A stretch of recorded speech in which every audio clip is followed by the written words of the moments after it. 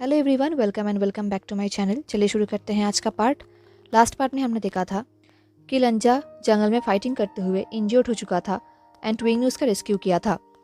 But जब ट्विंग ने उसका रेस्क्यू किया था तब उसे पता नहीं था कि वो लंजा है, क्योंकि तब लंजा एक स्मॉल एनिमल फॉर्म में था। दिन बाद में नेक्स्ट डे विंग को पता चला कि वो लंजा है, क्योंकि लंजा ह्यूमन फॉर्म में आ चुका था।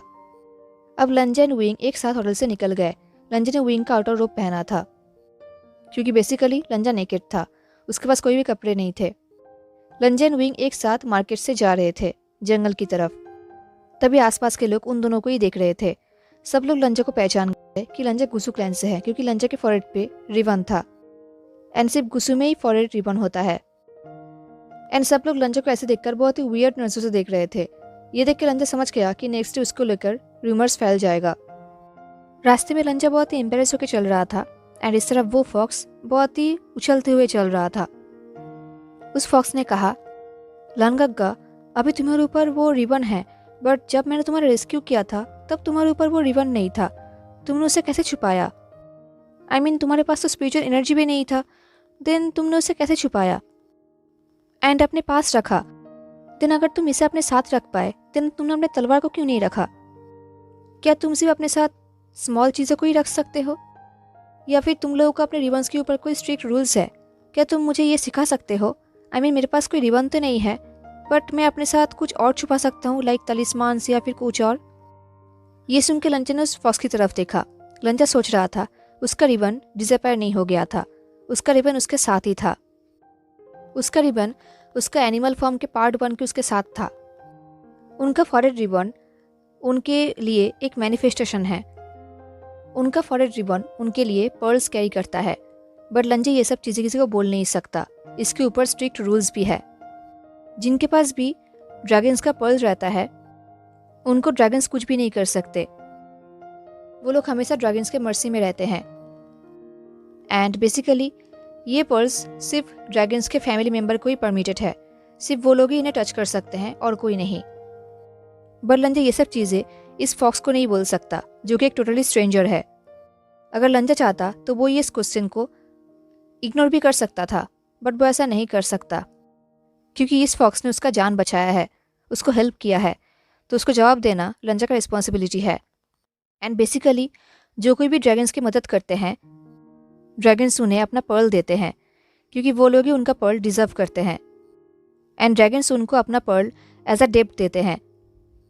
एंड वो ड्रैगन्स जिनको भी ये पर्ल देते हैं, वो लोग उस ड्रैगन का मेट बन जाते हैं हमेशा के लिए। उनका शादी उससे ही होता है।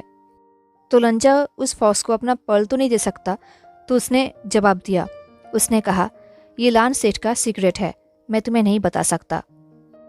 उस फॉक्स ने कहा, अच्छा, तो क्या ये टेक्निक तुम्हारे उस चीन पाउच की तरह है जो तुम अपने साथ ही रखते हो? क्या ये सब तुम्हारे बॉडी से कनेक्टेड है? कि इससे तुम्हें हर्ट फील होता है? मैं बस यही सोच रहा हूँ कि जब तुम लिटिल फॉर्म में थे तब मैंने ये सब क्यों नहीं देखा? लनगग्गा, अगर मैंने ये सब देख लिया होता तो मुझे पता चल जाता कि वो लिटिल एनिमल तुम हो। मैं बस इमेजिन कर सकता हूँ कि एक क्यूट लिटिल स्नेक एंड उसके ऊपर एक रिबन रैप किया हुआ। लनगग्गा, ये कितना क्यूट होता। एंड तुम्हें पता है, जब तुम लिटिल थे तब तुम कितने क्यूट दिख रहे थे। I mean so cute. अगर तुम अपने ह्यूमन फॉर्म में नहीं आते तो मैं कहीं भी गेस भी नहीं कर पाता कि वो क्यूट लिटिल स्नेक मेरा लनगग्गा है। ये सुनकर लंजा ने उसकी तरफ देखा तो उस फॉक्स ने कहा, मुझे ऐसे मत देखो, मुझे तुम्हारा क्यूट फॉर्म बहुत ही अच्छा लगा। आई मीन बहुत।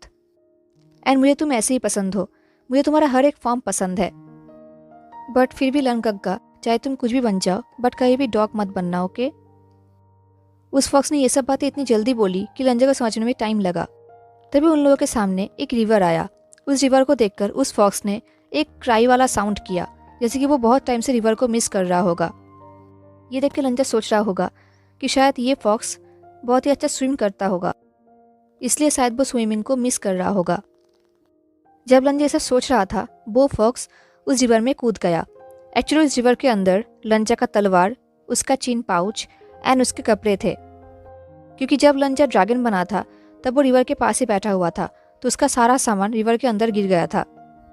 एंड वो फॉक्स इतना अच्छा स्विमर है कि कुछ ही सेकंड में वो लंजा का सारा सामान लेके रिवर के बाहर आ गया। उस फॉक्स ने कहा, लनगग्गा तुम बहुत ही लकी हो। ये बोल के वो अपने टेल्स को शेक करने लगा। उस फॉक्स ने कहा, तुम्हारा तलवार एंड तुम्हारा पाउच बहुत ही हेवी एंड इन दोनों की वजह से ही तुम्हारा रोप्स पानी के नीचे चला गया था। ये बोल के उस फॉक्स ने लंजा को वो तलवार एंड पाउच दिया। लंजा ने उसे ले भी लिया। देन उस फॉक्स ने एक ड्राइंग तालिस्मान एक्टिवेट किया लंजा के कपड़ों को सुखाने के लिए। जैसे ही लंजा का कपड़ा सूख गया, उस फॉक्स ने स्माइल करते हुए लंजा को वो कपड़ा दिया और कहा, ये लो लनगग्गा।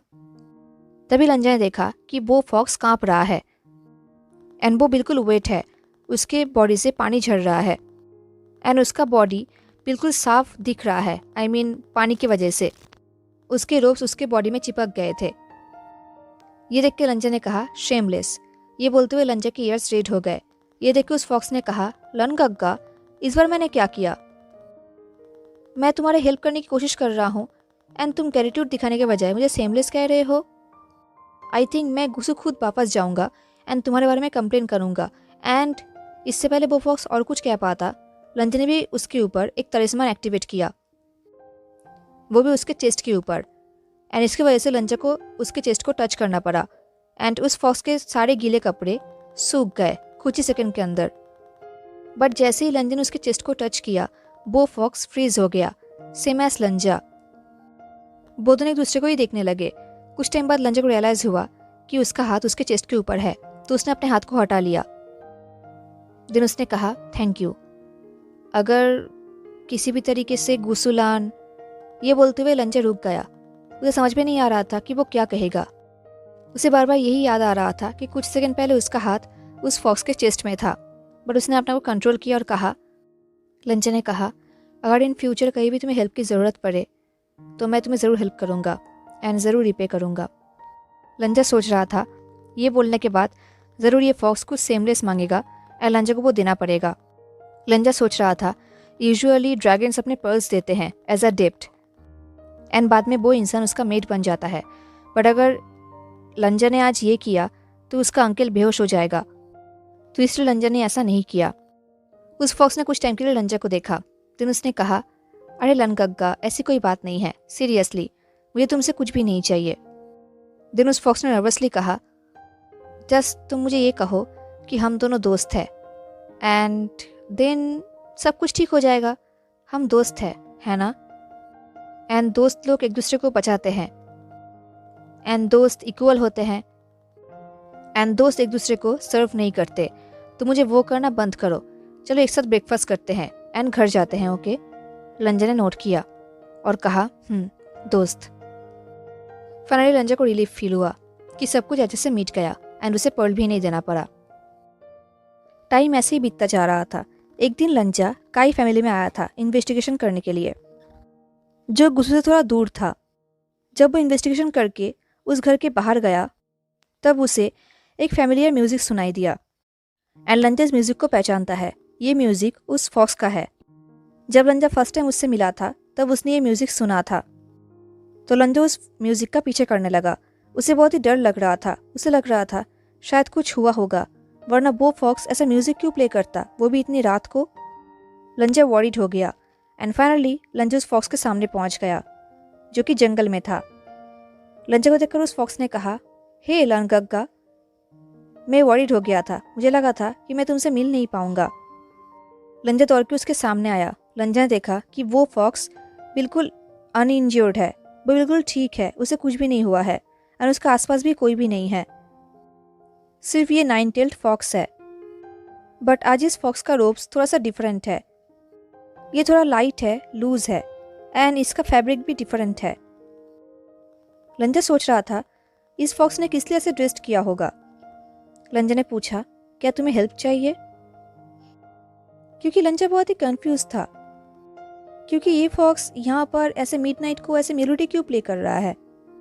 लंजा ने पूछा, तुम इतनी रात को यहाँ पर क्या कर रहे हो? उस फॉक्स ने एक पाउट किया एंड वो लंजा के थोड़ा सा क्लोज आया। उसने कहा, लनगग्गा तुम कितने मीन हो। क्या एक दोस्त अपने दूसरे दोस्त से नाइट में नहीं मिल सकता? हम दोस्त हैं, राइट? तुमने लास्ट टाइम कहा था।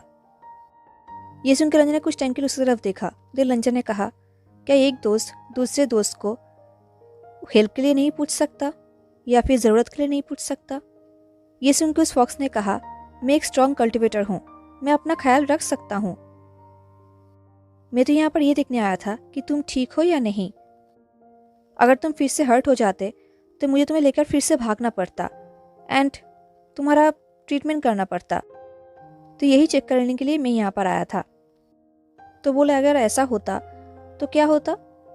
तभी लंचा ने कहा, अगर ऐसा होता तो मेरे ऊपर फिर से तुम्हारा डेप्थ होता एंड मैं फिर से तुम्हें हेल्प के लिए ऑफर करता। उस फॉक्स ने कहा, तो इसलिए मैं तुम्हें फॉलो कर रहा था, क्योंकि लर्नगग्गा से फेवर पाना बहुत ही डेंजरस भी है एंड रेयर भी है।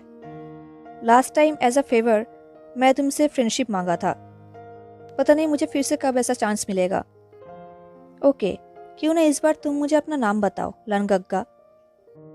मुझे लास्ट टाइम ही ऐसा पूछना चाहिए था, बट मैं नहीं पूछ पाया। मैं बहुत ही टायर्ड था, तो मेरे दिमाग में ये बात आया ही नहीं। क्यों ना हम इस बार फेयर एक्सचेंज करें। मैं तुम्हें अपना नाम बताऊंगा एंड तुम मुझे अपना नाम बताओगे। आई एम श्योर तुम भी मेरा नाम जानना चाहोगे। ये बोलकर उस फॉक्स ने एक मिस्टीरियस स्माइल किया। उसने कहा, तुम मेरा नाम जानना चाहते हो, राइट? लंजा ने कुछ कहा नहीं, क्योंकि लंजा को पता है कि उसके क्लैन में समर में बहुत से डिसिपल्स आएंगे पढ़ने के लिए। वहाँ से यंगमैंग से भी डिसिपल्स आएंगे एंड ये फॉक्स यंगमैंग से है, उसने खुद बताया है। एंड ये टैलेंटेड कल्टिवेटर भी है, तो लंजा इसका नाम उस लिस्ट में से ढूंढ ही लेगा। तो लंजा ने कहा, ऐसी कोई बात नहीं है। ये सुनकर उस फॉक्स ने कहा, वेल ठीक है लर्नगग्गा, मुझे बोलने की ज़रूरत नहीं है। आई थिंक तुम्हें अच्छा लगता है जब मैं तुम्हें गग्गा बुलाता हूँ, है ना? ठीक है, अपना नाम मुझे मत बताओ, मैं तुम्हें समझ सकता हूँ। एक्चुअली मैं तुमसे कुछ और चाहता हूँ। ये बोल के वो फॉक्स लंचा के थोड़ा पास आया एंड इस बार उसका एक्सप्रेशन थोड़ा सा चेंज था, थोड़ा सा अजीब सा था एंड उसके टेल्स भी हिल रहे थे। उसने एक वार्म वॉइस में कहा, लर्नगग्गा, मैंने तुम्हारे साथ हम दोनों ने मिलके बहुत सारे फाइटिंग किया है मॉन्स्टर के अगेंस्ट। जब भी तुम फाइटिंग करते हो तुम बहुत ही बोल्ड दिखते हो, बहुत ही इंप्रेसिव दिखते हो। एंड शायद तुम्हें याद होगा जब तुम लिटिल एनिमल के फॉर्म में थे तब मैंने तुमसे कहा था कि लर्नगग्गा एक थंडरस्टॉर्म की तरह लड़ाई करते हैं, एक फोर्स ऑफ नेचर की तरह फाइटिंग करते हैं। एंड ये सब कुछ झूठ नहीं था, सब कुछ सच था। एंड मुझे पता भी नहीं था कि वो एनिमल तुम हो, तो मैं तुम्हें झूठ क्यों बोलता। तो इसलिए ये बोलते हुए वो फॉक्स लंचा के आसपास सर्कल की तरह घूम रहा था। अब फाइनली वो लंचा के सामने आकर खड़ा हो गया। देन उसने अपने तलवार को आगे किया। उनके ऊपर मूनलाइट पड़ रहा था, तो वो सीन बहुत ही ब्यूटीफुल दिख रहा था। उस फॉक्स ने कहा, लर्नगग्गा, मेरे साथ फाइटिंग करो। एंड उस फॉक्स का ये बात, ये वॉइस कोई रिक्वेस्ट नहीं था, ये काइंड ऑफ ऑर्डर था। एंड लंचा को लग रहा था कि वो इसे ओबे भी करेगा, वो इसे मानेगा भी, क्योंकि लंचा का माइंड काम नहीं कर रहा था। वो उस फॉक्स में बिल्कुल खो गया था। लंचा ने ऑटोमेटिकली अपने तलवार बीचन को पकड़ लिया एंड उनका फाइटिंग स्टार्ट हुआ मूनलाइट के नीचे, जंगल के बीचों बीच। वो दोनों ही बहुत ही स्ट्रॉन्ग एंड इम्प्रेसिव कल्टिवेटर है। उनका फाइटिंग बहुत ही ब्यूटीफुल था एंड स्ट्रॉन्ग था, बहुत ही फियर्स भी था। उन दोनों में से कोई भी हार मानने वालों में से नहीं थे। वो दोनों ही इक्वल थे, बट स्टिल कहीं ना कहीं लंचा एक ड्रैगन था एंड वो एक फॉक्स था। तो लंचा का एंड उस फॉक्स का आर्म का स्ट्रेंथ इक्वल नहीं था, तो कहीं ना कहीं ये चीज़ लंचा के लिए एक एडवांटेज था।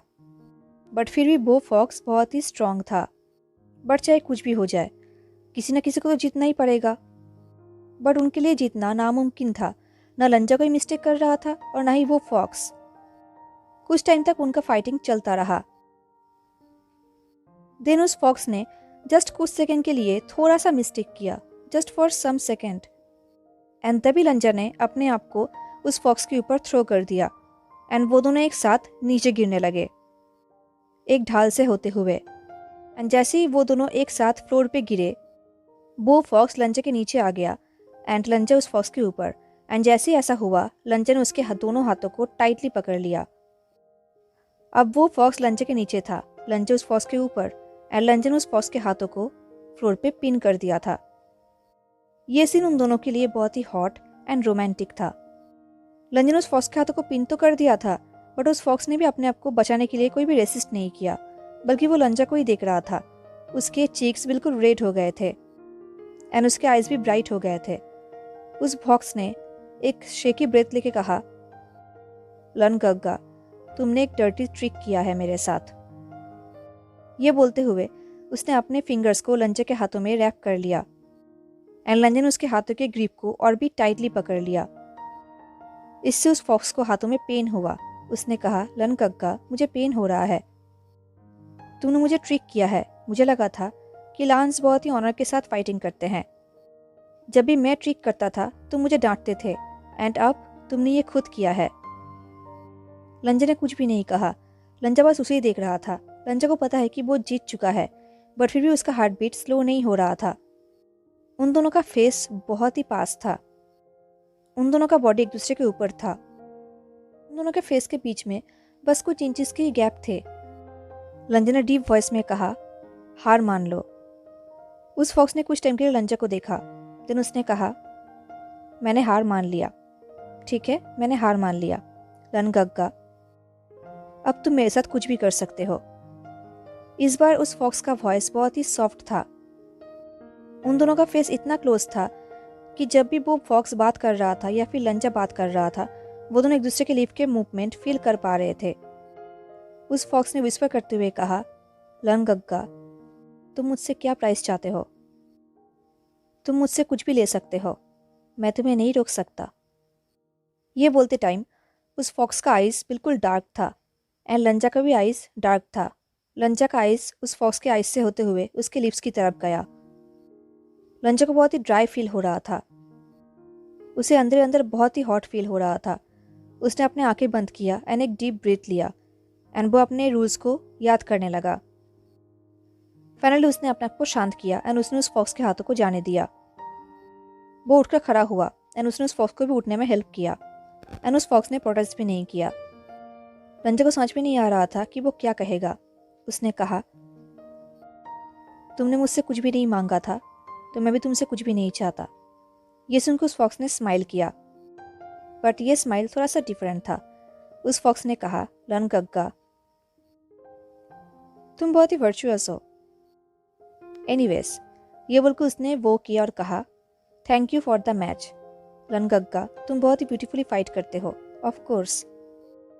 ये बोलकर उस फॉक्स ने लंजे की तरफ देखा एंड कहा, एंड स्पेशली तुम तब ब्यूटीफुल लगते हो जब तुम चीट करते हो। ये बोलकर उसने विंक किया। इससे लंजा के ईयर्स रेड हो गए। उसने भी उसे वो किया और कहा, फिर मिलेंगे। ये बोलकर लंजा वहां से चला गया। अब नेक्स्ट डे जब लंजा गुसू पहुंचा, उसने अपने नाइट रन के रिपोर्ट को अपने भाई को दिया। उसने कहा कि आज के बाद वो सिक्लूशन करना चाहेगा। ये सुन के ज़ेबोशन शॉक्ड हो गए। उन्होंने कहा, क्यों, क्या काई फैमिली ने कुछ किया है? I mean, उनके फैमिली में कुछ गलत तो नहीं है, सब कुछ ठीक ही तो है। देन प्रॉब्लम क्या है? लंजा ने कहा, काई फैमिली में कोई प्रॉब्लम नहीं है। ये बोल के लंजा रुक गया। अब वो अपने भाई को कैसे बता था कि ये सब प्रॉब्लम उसके खुद का है, ये प्रॉब्लम उसके फीलिंग का है। तो उसने कहा, कुछ टाइम से मैं अपने आप को अनबैलेंस्ड फील कर रहा हूँ। अब मुझे फिर से अपने क्लैन के कामों पर एंड वर्च्यू पर फोकस करना होगा। समर में बाहर के स्टूडेंट्स यहाँ पर आएंगे, तो मुझे उनके सामने एक गुड एग्जाम्पल खड़ा करना है, तो इसलिए मुझे अपने आप पर थोड़ा सा काम करना होगा। ये सुन के ज़ेबुचुन ने कहा, ठीक है, आई थिंक तुम सही कह रहे हो।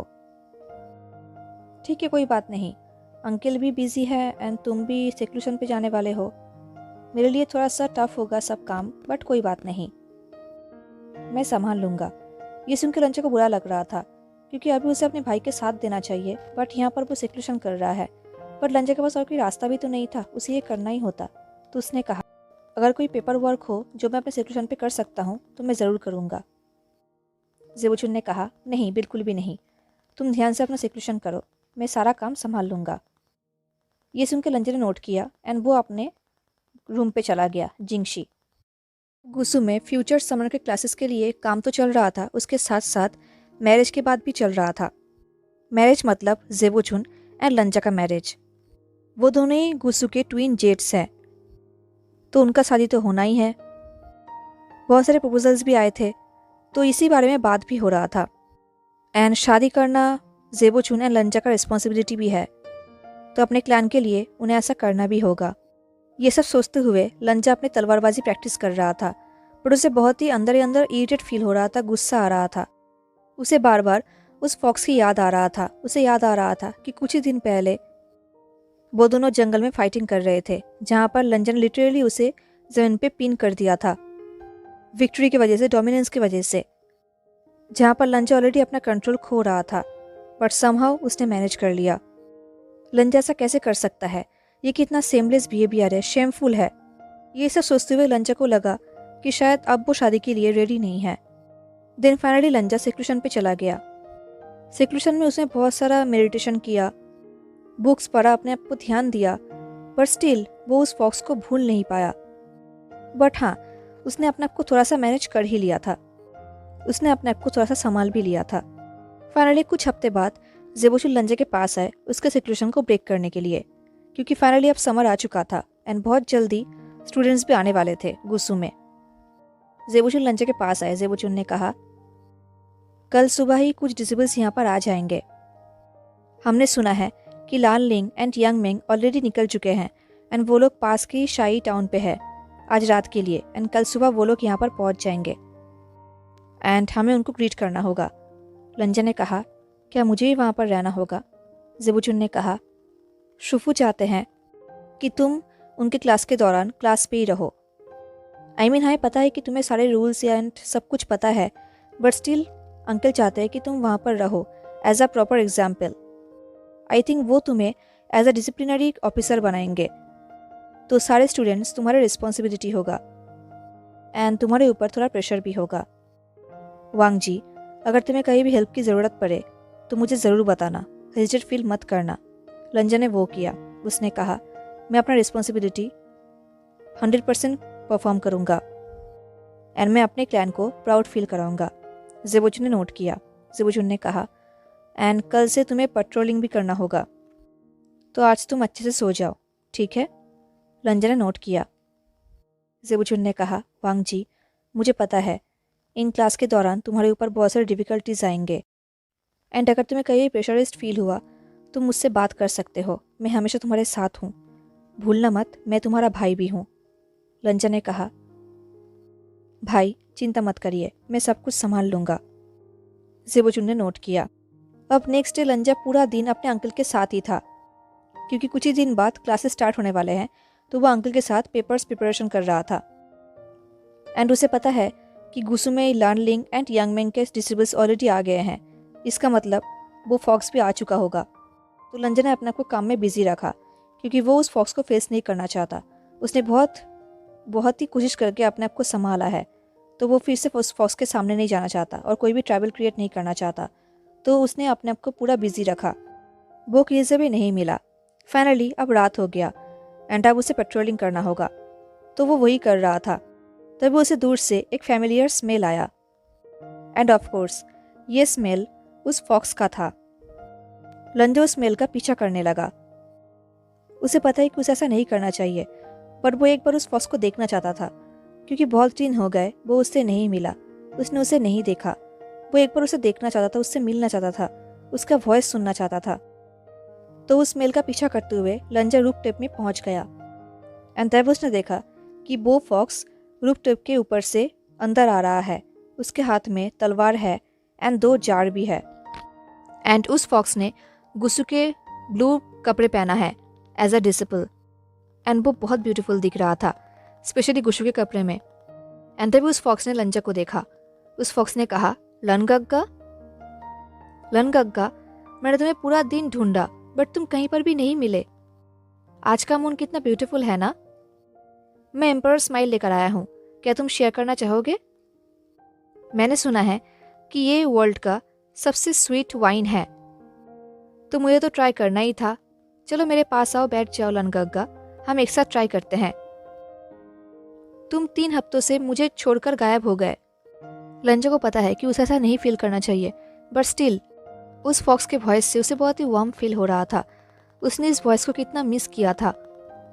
उसे अंदर अंदर बहुत ही अच्छा फील हो रहा था, बट वो ये चीज़ें नहीं बोल सकता। तो उसने कहा, अल्कोहल गुस्सू में मना है, तुमने कर्फ्यू तोड़ा है, मेरे साथ आओ, पनिशमेंट लो। ये सुन के उस फॉक्स ने पाउट किया। उसने कहा, लन गग्गा, तुम एंड तुम्हारे रूल्स, मैं बस आज ही आया हूँ, तो मुझे आज ही यहाँ का रूल कैसे पता होगा? एंड वैसे भी तुम मुझे ऐसे ग्रीट कैसे कर सकते हो? तुम इससे पहले ही मुझसे मिल चुके होगे ना, तुम मुझे जानते हो ना, क्या तुम अपने दोस्त को ऐसे ही ट्रीट करोगे?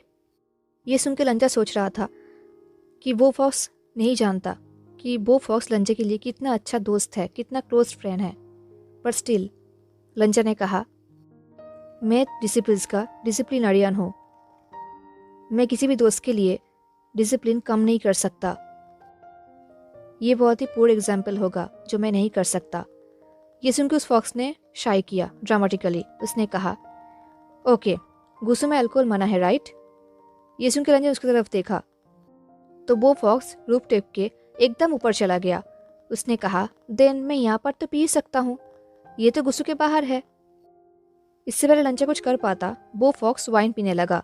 जब वो वाइन पी रहा था, वाइन का कुछ ड्रॉप उस फॉक्स के थ्रोट से नीचे गिर रहा था। ये देख के लंचा का वॉइस एंड उसका गला बिल्कुल सूख गया। वो उस फॉक्स के नेक को देखने लगा, वो उस वाइन के ड्रॉप को फॉलो करने लगा। लंचा को बहुत मन कर रहा था कि वो दौड़ के उसके पास जाए, उसे टच करे, उसे फील करे, बट ऑफ कोर्स लंजा ऐसा नहीं कर सकता। वो सिक्लूसन पे गए इसलिए था ताकि वो इन थॉट्स को अपने अंदर से बाहर निकल सके, बट यहाँ पर तो वो यही सब सोच रहा है। लंजा अपने को कंट्रोल नहीं कर पा रहा था, उसके अंदर कुछ अलग ही फील हो रहा था। बट यहाँ पर ये फॉक्स केयरलेसली वाइन पी रहा है, वो भी ऐसे लंजा के सामने। ये फॉक्स कुछ भी सीरियसली नहीं लेता, सब कुछ इसके लिए मजाक है। लंजा यही सोच रहा था। दिल लंजा उड़ के उस फॉक्स के सामने आ गया। ये देख के ये फॉक्स शॉक्ड हो गया। लंजा ने कहा, दूसरा जार मेरे हाथों में दो। ये सुनकर उस फॉक्स ने स्माइल किया। उसने कहा, अगर तुम प्रॉमिस करोगे कि तुम इसे पियोगे देन मैं तुम्हें इसे दूंगा। यू नो व्हाट, ये बहुत एक्सपेंसिव है, मैंने बहुत ही ज़्यादा रकम पे किया है, तो मैं इसे वेस्ट नहीं कर सकता। ये सुनकर लंजा को गुस्सा आ रहा था। उसने बीचे निकाला एंड वो उस जार को छीनने वाला था, और उस फॉक्स ने उस जार को हटा लिया। उसने कहा, लान गग्गा, क्या तुम फिर से एक मैच चाहते हो? हाँ। एंड ऐसा ही हुआ। लंजा उसके ऊपर अटैक कर रहा था एंड वो फॉक्स अपने आप को डिफेंड कर रहा था। ऐसे ही लड़ते लड़ते वो दोनों एक और रूप टेप में आ गए। वो दोनों एक दूसरे के बिल्कुल ऑपोजिट खड़े थे, बिल्कुल ऑपोजिट रूप टेप के साइड में, एंड एक दूसरे को ही देख रहे थे। कुछ टाइम बाद उस फॉक्स ने कहा, लन गग्गा, ये मैच ड्रॉ है, क्यों ना तुम एक कंप्रोमाइज करो? आई मीन, मैं इस अल्कोहल को अपने साथ लेकर जाता हूँ एंड आई प्रॉमिस कि सुबह होते ही ये गायब हो जाएगा, इसे कोई भी नहीं देखेगा। इससे मैं तुम्हारे सामने रूल भी नहीं तोड़ रहा एंड तुम मुझे पनिश भी नहीं दे सकते। क्या कहते हो? लंजा ने कहा, तुमने ऑलरेडी मेरे सामने रूल तोड़ दिया है एंड अगर तुम मेरे पीछे भी रूल तोड़ोगे तब भी मुझे तुम्हें पनिशमेंट देना होगा। ये सुनकर उस फॉक्स ने कहा, किसने कहा कि मैं तुम्हारे पीछे रूल तोड़ूंगा? मैं इसे फेंक दूंगा लन गग्गा, मैं प्रॉमिस करता हूँ। ये बोलकर उस फॉक्स ने स्माइल किया। उसने कहा, अब तो ठीक है ना? लंजा ने कहा, तुम ऐसा करोगे एंड तुम्हें लगता है कि मैं बिलीव करूंगा? ये बात लंजा ने जोकिंगली कहा। तो उस फॉक्स ने कहा, जोक? लन गग्गा, तुम जोक भी कर सकते हो? ये बोल के वो हंसने लगा। दिन वो फॉक्स आगे जाने लगा, बट लंजा ने उसका पीछा नहीं छोड़ा, वो भी उसका पीछा करने लगा। ये देखकर उस फॉक्स ने पाउट किया। उसने कहा, कम ऑन लन गग्गा, ऑलरेडी कर्फ्यू हो चुका है, मुझे तुम्हारे साथ प्ले करने में मज़ा तो आ रहा है, बट मैं एक डिसिपल हूँ, मुझे अपने रूम पे जाना होगा एंड तुम्हें भी अपना रूम पे जाना चाहिए। अगर किसी एल्डर ने तुम्हें देख लिया तो वो लोग क्या सोचेंगे? लंजा ने कोई भी रिप्लाई नहीं किया। उसने उस फॉक्स के हाथ को टाइटली पकड़ लिया एंड वो उसे आगे लेके जाने लगा। लंजा उस फॉक्स को खींचकर क्वार्टर में जाने लगा जहाँ पर ऑलरेडी उसका भाई एंड अंकल हैं। बट ये बात उस फॉक्स को पता नहीं, उसे पता नहीं उसके साथ भी क्या होने वाला है। तो वो बके जा रहा था, वो ड्रामा किया जा रहा था, बात किया जा रहा था, वो भी हैप्पीली। उसे पता भी नहीं था कि अब उसके साथ क्या होने वाला है। उस फॉक्स ने कहा, लन गग्गा, तुम कितने रफ हो, तुम इतने रफ क्यों हो? मैं एक पुअर फॉक्स हूँ, मैं इतना टेरेबल ट्रीटमेंट डिजर्व भी नहीं करता। लनगग्गा, आई थिंक तुम इसे एंजॉय कर रहे हो। अब मुझे ये मत बताना कि तुम सच में एंजॉय कर रहे हो। आई थिंक ये सब चीज़ें एंजॉय करना तुम्हारे रूल्स के खिलाफ है, राइट? लनगग्गा, तुम मुझे कहाँ लेके जा रहे हो? लनगग्गा, क्या तुम मुझे अपने रूम पे लेके जा रहे हो? आई मीन 2 कल्टिवेटर एक ही रूम पे रात को, ये थोड़ा ज़्यादा नहीं हो जाएगा? आई मीन अगर किसी ने देख लिया तो। पर लंजा ने कोई भी रिप्लाई नहीं किया। वो उसे खींचकर क्वार्टर में लेके गया एंड अपने अंकल एंड भाई के सामने बिठा दिया। बट वो बहुत ही अनफ शनफ बोल रहा था, तो क्वार्टर में अंदर जाने से पहले उसने उसके ऊपर साइलेंसिंग स्पेल लगा दिया ताकि उसका मुंह बंद हो जाए। ये देख के वो फॉक्स शॉक्ड हो गया। देर लंजो उस फॉक्स को लेकर अंकल एंड भाई के सामने गया। उसने वो किया और कहा, भाई अंकल, मुझे माफ़ करना इतनी रात को आने के लिए, बट ये डिसिपल इसने कर्फ्यू तोड़ा है। ये इतनी रात को अंदर आया है एंड हाथ में अल्कोहल लेके आया है। वो फॉक्स बहुत ही शॉक्ड हो गया था। वो लंजा को देख रहा था। तभी जेबुचुन ने कहा, इट्स ऑल राइट वांग जी, ये लोग नए हैं, इन्हें रूल्स पता नहीं है। एंड तभी अंकल ने कहा, सिचिन, बिल्कुल भी नहीं। अंकल का वॉइस बहुत ही गुस्से वाला था। अंकल ने कहा, वांग जी, स्पेल तोड़ो, उसे बात करने दो। लंजा ने वही किया। वो फॉक्स सिर्फ लंजा को देख रहा था। तभी अंकल ने कहा, वेल विवुशियन, तुम क्या कहना चाहते हो?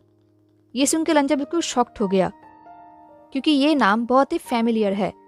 लंजा इस नाम को पहचानता है। लंजा ने ये नाम अंकल के मुंह से सुना था। अंकल ने कहा था कि उन लोगों को विभूषण से दूर रहना है। सिर्फ उन लोगों को ही नहीं, सबको। विभूषण एक ट्रैवल मेकर है। अंकल ने बहुत कुछ कहा था, बट अंकल ने ये नहीं कहा था कि विभूषण एक 9-tailed फॉक्स है, जो कि बहुत ही रेयर है। दुनिया में बहुत ही कम है ऐसा फॉक्स, लगभग ना बराबर है। शायद विभूषण ही एक ऐसा फॉक्स है।